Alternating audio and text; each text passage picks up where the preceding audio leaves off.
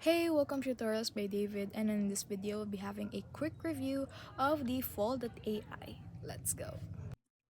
Hey everyone, so here's what you need to know of the Fal.ai.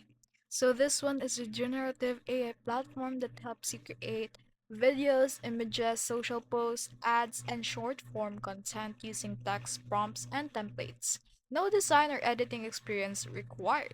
It's built for creators, marketers, and small business owners who want fast AI-powered assets without learning complex tools.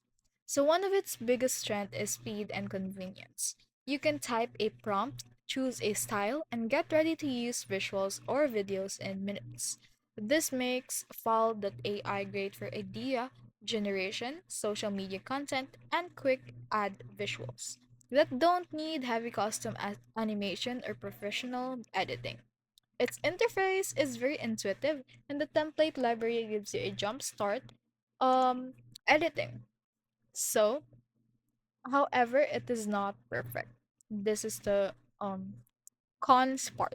Because the outputs are AI generated, quality can vary, especially on fine details of realistic faces, complex scenes, or branding precision.